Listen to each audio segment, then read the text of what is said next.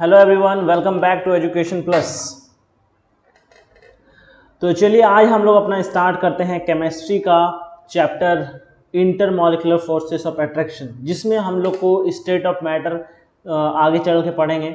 तो सबसे पहले स्टेट ऑफ मैटर पढ़ने से पहले कुछ छोटा छोटा टर्म है, जैसे कि इंटरमॉलिक्यूलर फोर्सेस क्या होता है, इंटरमॉलिक्यूलर फोर्सेस क्या क्या है, उन सब के बारे में पढ़ना है। तो चलिए क्लास स्टार्ट करने से पहले ये जो है केमिस्ट्री इन बार किसको पढ़ना है, सेकंड सेमेस्टर में किसको पढ़ना है, सिविल इंजीनियरिंग वाले को पढ़ना है।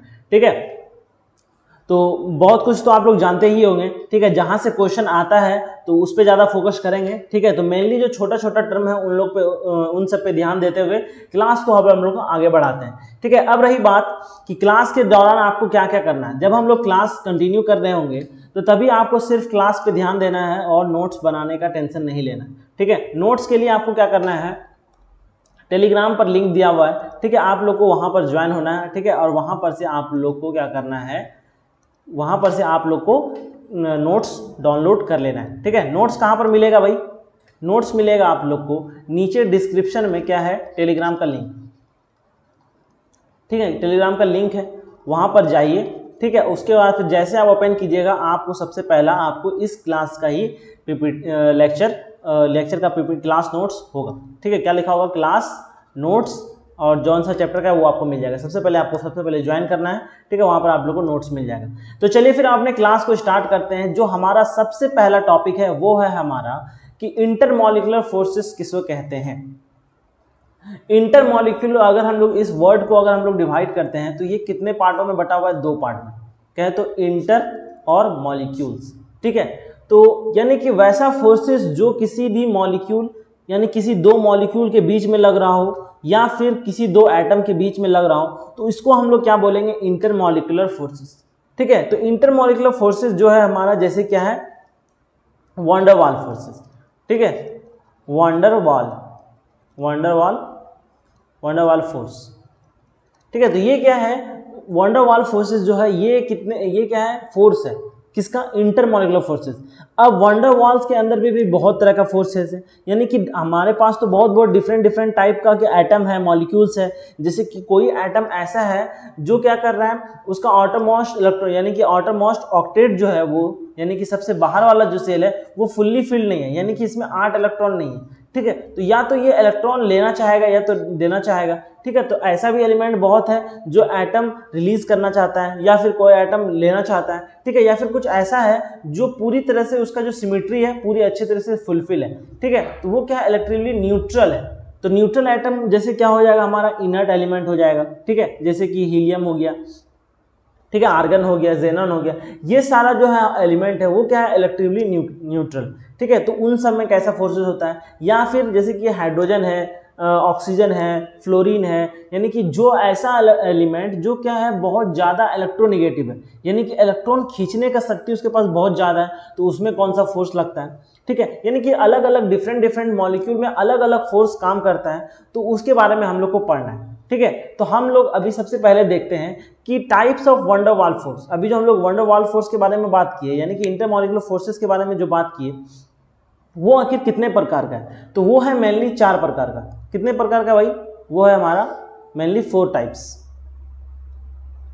कौन कौन है, सबसे पहला है डिस्पर्शन फोर्स। डिस्पर्शन फोर्स, उसके बाद फिर दूसरा क्या है हमारा, दूसरा है हमारा डायपोल फोर्स। Dipole force. ठीक है, डायपोल फोर्स। उसके बाद तीसरा है हमारा डायपोल, जैसे कि डायपोल में क्या होगा कि उसमें पहले से डायपोल मौजूद होगा, लेकिन अब क्या है कि उसमें डायपोल को हम लोग इंड्यूस करवा सकते हैं, तो उसको हम लोग क्या बोलेंगे, डायपोल इंड्यूस डायपोल फोर्स। क्या कहेंगे उसको, डायपोल इंड्यूस डायपोल फोर्स। ठीक है, अब रहा फोर्थ है हमारा क्या है, फोर्थ है हमारा हाइड्रोजन बॉन्डिंग। क्या है हमारा भाई, हाइड्रोजन बॉन्डिंग। ठीक है, हाइड्रोजन बॉन्डिंग। तो चलिए अब एक एक करके पढ़ते हैं। सबसे पहले बात आती है कि डिस्पर्सल फोर्स किसे कहते हैं। तो डिस्पर्सन फोर्स किस में होता है? डिस्पर्सन फोर्स मेनली उन एलिमेंट में या फिर उन एटम में होता है जिसका इलेक्ट्रॉन डिस्ट्रीब्यूशन पूरी तरह से सिमेट्रिक रहता है, यानी कि उसमें इलेक्ट्रॉन और प्रोटॉन यानी कि पूरा एटम जो क्या है वो क्या है, इलेक्ट्रिकली न्यूट्रल है, यानी कि वो क्या है, पूरा इलेक्ट्रिकली न्यूट्रल है। जैसे कि इनर्ट एलिमेंट हो गया, वो क्या है, पूरी तरह से इलेक्ट्रिकली न्यूट्रल है। जैसे अगर हम लोग एक डायग्राम बना के देख लें, जैसे ये क्या है, हमारा एक एटम है, ठीक है, और ये क्या है, दूसरा एटम। तो सबसे पहले जैसे कि 10+, ये हो गया हमारा प्रोटॉन, तो इसके ऊपर चारों तरफ क्या होगा, इलेक्ट्रॉन होगा, ठीक है, 10 इलेक्ट्रॉन हो गया, ठीक, यानी कि यहां भी कितना होगा, 10 इलेक्ट्रॉन होगा, ठीक है, यानी कि 10 पॉजिटिव चार्ज, ठीक है, प्लस 10 निगेटिव चार्ज, ठीक है। तो यानी कि ओवरऑल अगर देखें तो कितना होगा, नेट चार्ज कितना हो गया हमारा, नेट चार्ज 0, यानी कि इलेक्ट्रॉन प्रोटॉन एक दूसरे को कैंसिल आउट करके वो एक न्यूट्रल एलिमेंट बना रहा है, ठीक है। तो वैसे एलिमेंट भी तो कहीं ना कहीं जुटे हुए हैं एक दूसरे के, उसका भी तो मॉलिक्यूल बना हुआ है, ठीक है, तो वो कैसे काम कर रहा है, यानी कि उसके ऊपर फोर्स कैसे आ रहा है, तो वो आता है डिस्पर्सन फोर्स की वजह से, ठीक है। तो यानी कि अगर पूछा जाए कि किन सब में डिस्पर्सन फोर्स होता है, यानी कि वैसा एलिमेंट जो क्या हो, इलेक्ट्रिकली न्यूट्रल हो, वो कंपाउंड वो जब भी अपना मॉलिक्यूल्स बनाएगा वो कौन सा, डिस्पर्सन फोर्स की वजह से ही बनाएगा, ठीक है। तो यानी कि अब उसका क्या हो सकता है कि ऐसा वो तो पूरी तरह से सिमेट्रिक है, यानी कि उसमें सारा इलेक्ट्रॉन जितना भी अच्छे से डिस्ट्रीब्यूट है, लेकिन वो बनाएगा कैसे, कहीं पर तो कुछ उसके साथ चेंज हो, यानी कि उसका जो पूरा जो सिमेट्री है इलेक्ट्रॉन का, उसको अगर हम लोग चेंज कर दें या फिर किसी वजह से चेंज हो जाए, या टेम्परेचर देने से या फिर कुछ भी करने से, जब अगर वो सिमेट्री चेंज हो जाएगा तो उसके अंदर क्या होगा, कुछ समय के लिए एक डायपोल फॉर्म हो जाएगा। सपोज करते ये क्या है, हमारा एक इलेक्ट्रॉन है जिसमें कुछ समय के लिए डायपोल फॉर्म हो गया, ठीक है। तो एक एटम ये है और एक दूसरा एटम और ये है जिसमें क्या है, वो भी डायपोल बनाया हुआ है, ठीक है। तो ये दो एटम हो गया। अब ये क्या करेगा, प्लस माइनस एक दूसरे को क्या करता है, अट्रैक्ट करता है। जब दोनों में डायपोल फॉर्म हो गया, यानी कि उस एटम में डायपोल फॉर्म हो गया, तो अब वो क्या कर सकता है, एक दूसरे से ऐड हो सकता है। कैसे ऐड हो सकता है, जैसे ये पॉजिटिव चार्ज, ये नेगेटिव चार्ज, ये इससे अट्रैक्ट हो जाएगा, ये इससे अट्रैक्ट हो जाएगा। इसी तरह बहुत हजारों करोड़ों एटम होगा जो क्या होगा, जिस यानी कि कुछ सिमेट्री चेंज होने की वजह से, यानी टेम्परेचर वगैरह किसी भी कारण उसमें क्या हुआ, उसका सिमेट्री चेंज हो गया। जैसे सिमेट्री चेंज हुआ उसमें डायपोल फॉर्म हो गया, जैसे डायपोल फॉर्म हुआ वो क्या करेगा, एक बॉन्ड बना लेगा, ठीक है। तो वो जो बनेगा, जो बॉन्ड बनेगा वो किसकी वजह से होगा, डिस्पर्सन फोर्स, ठीक है। तो अब आते हैं नेक्स्ट कि डिस्पर्सन फोर्स जो है वो आखिर किस पे डिपेंड करता है, ठीक है। डिपेंड करने से पहले ट्रेंड्स देखते हैं कि ट्रेंड्स कहाँ आगे, हाँ चलिए ट्रेंड्स आगे देखेंगे, लेकिन उससे पहले देखते हैं कि हमारा जो डिस्पर्सन फोर्स है वो आखिर किस पे डिपेंड करता है। तो सबसे पहले अगर साइज इंक्रीज करेगा, ठीक है, यानी कि साइज इंक्रीज करेगा, साइज अगर इंक्रीज करेगा तो क्या होगा, इसका सरफेस एरिया क्या होगा, इंक्रीज करेगा, सरफेस एरिया इंक्रीज करेगा। अगर सरफेस एरिया जैसे इंक्रीज करेगा, ठीक है, तो यानी कि इंक्रीज किया उसमें नंबर ऑफ इलेक्ट्रॉन भी इंक्रीज करेगा, इलेक्ट्रॉन इंक्रीज करेगा तो वो जब डायपोल बनाएगा तो वो एक बड़ा डायपोल बनाएगा, ठीक है, यानी कि सरफेस एरिया बड़ा है, इलेक्ट्रॉन बड़ा है, तो इसमें फोर्स भी क्या होगा, डिस्पर्सन फोर्स भी क्या होगा, ज्यादा होगा, ठीक है। तो अगर उस हिसाब से अगर ट्रेंड्स देखें तो इनर्ट एलिमेंट का कौन सा ग्रुप है, वो है हीनू आकर जारे। सबसे पहले कौन सा है, हीलियम 2 आकर जारे, ठीक है। तो ये है क्या, ये है ट्रेंड, ये है हमारा इनर्ट एलिमेंट का ग्रुप। तो इसमें जैसे ही टॉप टू बॉटम जाएंगे, टॉप टू बॉटम जैसे जाएंगे तो क्या होगा, साइज क्या होगा भाई, साइज इंक्रीज होगा। जैसे साइज इंक्रीज होगा कहां से, टॉप टू बॉटम मूव करने से, यहां पर लिख देते हैं top to bottom, top to bottom, ठीक है। साइज क्या होगा, इंक्रीज करेगा। जैसे साइज इंक्रीज करेगा तो क्या होगा, सरफेस एरिया भी क्या करेगा, इंक्रीज करेगा। सरफेस एरिया इंक्रीज होने की वजह से क्या होगा, इसमें फोर्स भी सबसे ज्यादा होगा, यानी कि डिस्पर्सन फोर्स क्या होगा, ठीक है, डिस्पर्सन फोर्स कहो या फिर इसी का दूसरा नाम क्या है, लंडन फोर्स, वो भी क्या करेगा, इंक्रीज करेगा, ठीक है। तो अगर देखा जाए तो इस पूरे ग्रुप में सबसे ज्यादा क्या है, यानी कि सबसे ज्यादा साइज किसका है, वो है ज़ेनॉन का। ठीक है, तो सबसे ज्यादा साइज इसका है, सरफेस एरिया भी सबसे ज्यादा है, तो यानी कि सबसे ज्यादा फोर्स कौन होगा, इसके पास। अगर हम लोग लिखते हैं यानी कि मैक्सिमम फोर्स किसके पास होगा, मैक्सिमम डिस्पर्सन फोर्स इन सब में किसको लग रहा होगा, तो वो होगा ज़ेनॉन। क्या होगा, एक्स। ठीक है, maximum van der Waals forces, maximum van der Waals force. ठीक है, यानी कि कहें तो इसका स्ट्रॉन्ग मॉलिक्यूलर फोर्सेस होगा। ठीक, तो ये हो गया हमारा डिस्पर्सन फोर्सेस का बात। अब आते हैं नेक्स्ट, जो है हमारा क्या था, डायपोल फोर्सेस। अब डायपोल फोर्स क्या होता है, यानी कि उस जो हम इससे जो पहले एटम देखे वो क्या था, इलेक्ट्रिकली न्यूट्रल था। ठीक है, यानी और कुछ ऐसा एलिमेंट है, यानी कुछ ऐसा एलिमेंट है वो क्या इलेक्ट्रिकली न्यूट्रल नहीं है, यानी कि यहाँ क्या कर रहा है, are occur between molecule possessing permanent dipole, यानी कि इसमें क्या होता है, मॉलिक्यूल में पहले से ही डायपोल रहता है, जैसे HCl। ठीक है, HCl, Cl के पास क्या होगा, डेल्टा नेगेटिव, और इसके पास आ जाएगा डेल्टा पॉजिटिव। इसका मतलब है कि Cl जो है वो ज्यादा इलेक्ट्रोनेगेटिव एलिमेंट है, तो यहाँ जो शेयरिंग एटम है वो एटम क्या खिसक के कहाँ जाएगा, इधर खिसक के इधर आ जाएगा, जिसके वजह से इसके पास क्या आ जाएगा, डेल्टा नेगेटिव चार्ज आ जाएगा, और इसके पास आ जाएगा डेल्टा पॉजिटिव, जो क्या करेगा, एक बॉन्ड बनाने के लिए सफिशिएंट है। एक ये रहा जिसके पास डेल्टा नेगेटिव, और ये है एक डेल्टा पॉजिटिव। उसी तरह का एक और होगा, इसी तरह हजारों करोड़ों एटम होगा। ठीक है, और सब एक पॉजिटिव चार्ज, यानी कि अगर यहाँ पर डेल्टा पॉजिटिव है, यहाँ पर delta negative, delta positive, delta negative, और इसमें क्या है, डेल्टा नेगेटिव, और यहाँ डेल्टा पॉजिटिव, ये इसके साथ ऐसे बॉन्ड बनाएगा। तो ये होता है कि इसमें ऐसा मॉलिक्यूल, यानी कि डायपोल फोर्स उस मॉलिक्यूल में होता है जिसके पास परमानेंट डायपोल पहले से रहता है। ठीक है, तो वो हो गया क्या, वो हो गया हमारा डायपोल फोर्स। ठीक है, अब रही बात प्रॉपर्टी की, बात करते हैं। ठीक है, प्रॉपर्टी किस पे डिपेंड करता है, डायपोल फोर्स अपने रेडियस पे कैसे डिपेंड करता है। ठीक है, यानी कि attraction force decrease on increasing the distance between them, यानी कि अगर ये क्या है, H है, और ये क्या है, Cl है। ठीक है, और ये क्या है, H है, और ये क्या है, Cl, ये है H और ये है Cl। ठीक है, यानी कि कह रहा है attraction force decrease on increasing the distance between them, यानी कि अट्रैक्शन फोर्स क्या करेगा, डिक्रीज करेगा, यानी कि फोर्स क्या होगा, फोर्स डिक्रीज होगा कब, इंक्रीजिंग द डिस्टेंस, अगर इन दोनों के बीच का जो डिस्टेंस है, डिस्टेंस क्या होगा, इंक्रीज, यानी कि सबसे ज्यादा फोर्स किसमें लग रहा होगा, इसमें, फिर क्या होगा, सेकंड नंबर में इसमें, थर्ड नंबर पे इस पे। यानी कि अगर दोनों एटम के बीच का अगर डिस्टेंस अगर हम लोग बढ़ा दें तो क्या होगा, उसका फोर्स भी डिक्रीज कर जाएगा। ये किस में होता है भाई, ये होता है डायपोल फोर्स में। ठीक है, तो अब इसका प्रॉपर्टी लिखते हैं पहले। सबसे पहला है क्या, सबसे है डायपोल फोर्स, क्या है, dipole force is inversely proportional to the radius to the power cube, यानी कि रेडियस के क्यूब का क्या है, इनवर्सली।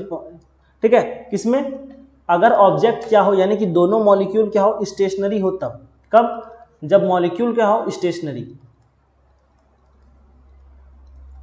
ठीक है, जब क्या हो, मॉलिक्यूल क्या हो, स्टेशनरी, तब क्या होगा, मान लो कि अगर दो एटम है, उन दोनों का जो फोर्स है वो किस पे, इनवर्सली प्रोपोर्शनल टू द किस पे, रेडियस के क्यूब पर। ठीक है, लेकिन जब दोनों एटम क्या होना चाहिए, स्टेशनरी, बोले तो ठहरा हुआ होना चाहिए।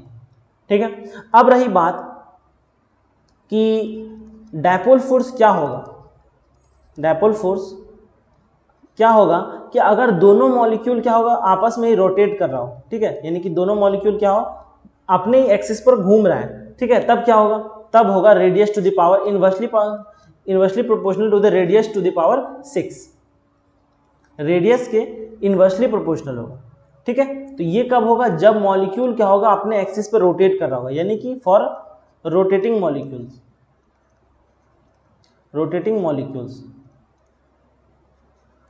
For rotating molecules. ठीक है, अब रही बात कि अगर क्या हो कि डायपोल, यानी कि मॉलिक्यूल्स जो है, in polar molecule having both forces, यानी कि जो भी हमारा, यानी कि ये तो दोनों बात हो गया, अब तीसरा बात तो लिखने की जरूरत नहीं है। अब एक और चीज, अगर मान लो कोई एलिमेंट है या फिर कोई एटम है जिसमें डायपोल फोर्स भी हो सकता है और डिस्पर्सन फोर्स भी हो सकता है, यानी कि जो भी एलिमेंट है या फिर जो एटम है उनके पास दोनों फोर्स हो सकता है।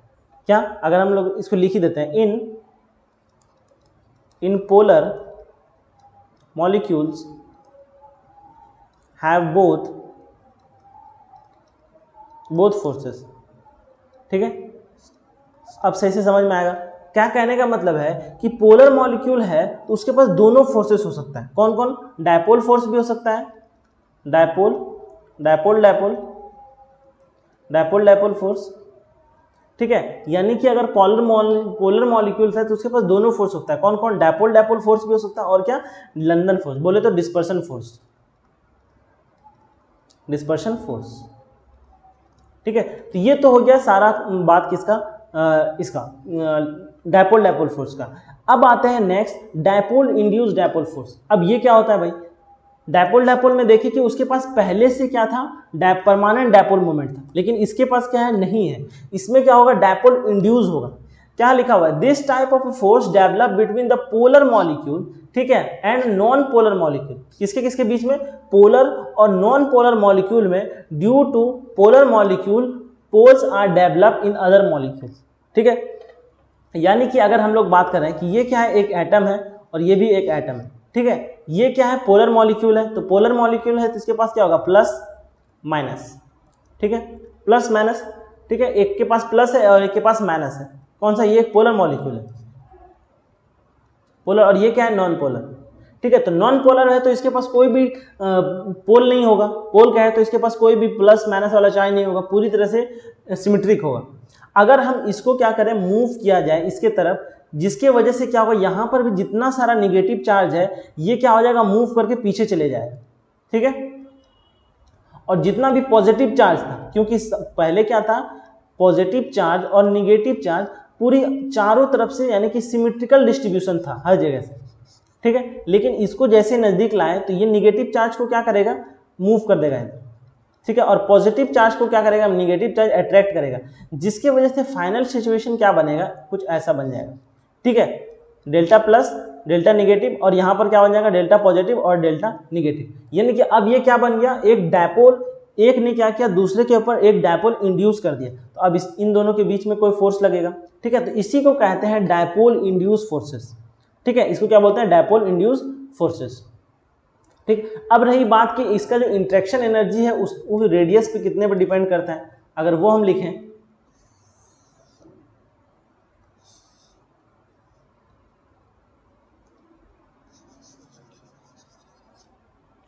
चलिए क्या बोले कि इसका जो इंटरेक्शन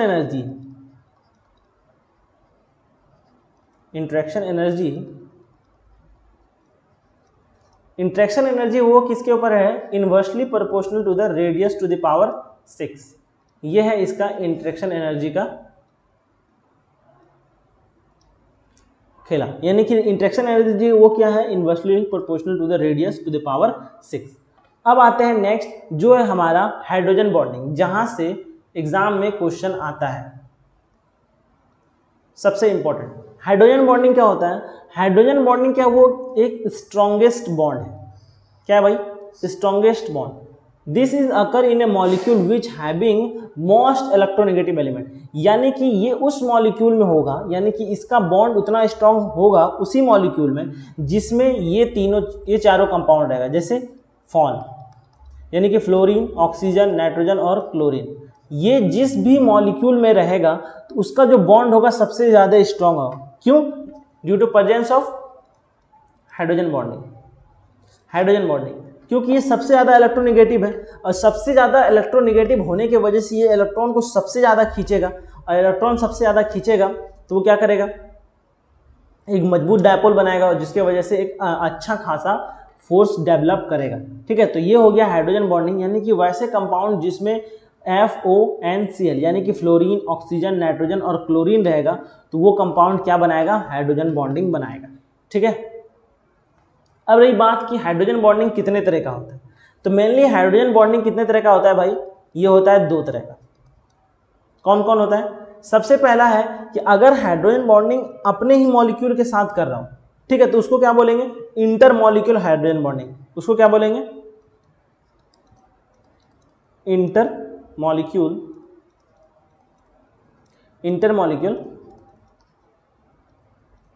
हाइड्रोजन बॉन्डिंग। ठीक है, ये तो हो गया पहला। अब रही बात कि अगर कोई मॉलिक्यूल है, जैसे कि एक मॉलिक्यूल ये है, ठीक है, ये किसी दूसरे मॉलिक्यूल के साथ क्या कर रहा है, बॉन्डिंग बना रहा है, ठीक है, तो वो क्या हो जाएगा, इंट्रामॉलिक्यूल, इंट्रामॉलिक्यूलर हाइड्रोजन बॉन्डिंग,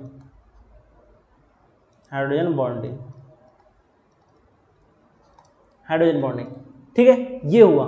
अगर इसमें क्या होता है कि ये एक मॉलिक्यूल है, ठीक है, ये अपना बॉन्डिंग खुद के साथ ही कर रहा है, ठीक है, यानी कि एक एटम यहाँ है और एक एटम यहाँ है, यानी कि आपस में ही क्या कर रहा है, बॉन्ड बना रहा है, तो उसको क्या बोलेंगे, इंटरमॉलिक्यूल। और जब क्या हो, एक एटम यानी कि एक मॉलिक्यूल दूसरे मॉलिक्यूल के साथ अगर बना रहा है हाइड्रोजन बॉन्डिंग, तो उसको क्या बोलेंगे, इंट्रामॉलिक्यूलर हाइड्रोजन बॉन्डिंग। ठीक है, एक क्वेश्चन है यहाँ पर, कह रहा है which of the following hydrogen bonding is strong, किसमें हाइड्रोजन बॉन्डिंग सबसे ज्यादा स्ट्रॉन्ग होगा। ठीक है, तो यहाँ पर सारा कंपाउंड क्या होना चाहिए, वैसे कंपाउंड जिसमें क्या हो, FONCl, ये कंपाउंड अगर है तो वो क्या करेगा, हाइड्रोजन बॉन्डिंग बनाएगा। तो सबसे पहले देखना है कि फोन किसमें, इसमें है, ठीक है, ऑक्सीजन भी है, F भी है, यानी कि सारा मॉलिक्यूल्स क्या कर रहा है, हाइड्रोजन बॉन्डिंग बना रहा है। ठीक है, लेकिन सबसे ज्यादा स्ट्रॉन्ग कौन है, ये, फिर ये, फिर ये, फिर ये। ठीक है, ऑर्डर अगर देखेंगे तो सबसे ज्यादा कौन है, ये, उसके बाद Cl, सॉरी उसके बाद नाइट्रोजन, उसके बाद Cl। तो ये है ऑर्डर इलेक्ट्रोनिगेटिविटी का। तो यहाँ पर जो फोन वाला है तो वो वाला काम करेगा, ये और ये, ठीक, ये दोनों तो कट गया। ठीक है, अब इसमें क्या है, एक फ्लोरीन है और इसमें क्या है, 2 फ्लोरीन है। ठीक है, जिसकी वजह से सबसे ज्यादा हाइड्रोजन बॉन्डिंग किसमें होगा, मैक्स हाइड्रोजन बॉन्डिंग, यानी कि सबसे ज्यादा स्ट्रॉन्गेस्ट बॉन्ड क्या होगा, स्ट्रॉन्गेस्ट बॉन्डिंग। ठीक है, तो आंसर क्या हो जाएगा, आंसर हो जाएगा हमारा 3rd नंबर। ठीक है, तो ये हो गया हमारा हाइड्रोजन बॉन्डिंग। क्योंकि आप हाइड्रोजन बॉन्डिंग पहले से पढ़े हुए हैं, ठीक है, तो इसलिए ज़्यादा टाइम लगा के नहीं, यानी कि पूरा का पूरा आप पहले ही पढ़े हुए हैं, डायपोल किसे कहते हैं, ये क्या, बस एक रिकॉल कर लीजिए, ताकि अब जो हम जो स्टार्ट करेंगे, ठीक है, स्टेट ऑफ मैटर, उसमें आपको समझने में ज़्यादा भी परेशानी नहीं हो। मेन क्वेश्चन यहाँ से ही आता है। ठीक है, तो बस ये था हल्का फुल्का जो चीज़ आपको जानना चाहिए, मेनली हल्का फुल्का क्वेश्चन आता है कि डायपोल फोर्सेस से क्या क्वेश्चन पूछा, डायपोल फोर्स क्या होता है, डायपोल इंड्यूस फोर्स क्या होता है, हाइड्रोजन बॉन्डिंग का जैसे कि एक छोटा सा क्वेश्चन करवाए, उसी तरह का 1-2 क्वेश्चन एग्जाम में पूछा जा सकता है कि बताओ इसमें सबसे ज़्यादा इन सभी चारों में से सबसे ज़्यादा स्ट्रॉन्गेस्ट बॉन्ड कौन बनाएगा। ठीक है,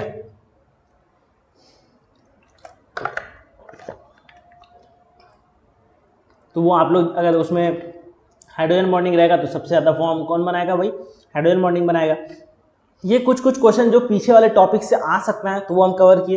अब हम लोग जो अगला लेक्चर आएगा, ठीक है, नेक्स्ट क्लास में हम लोग किसके बारे में देखेंगे, गैसियस स्टेट।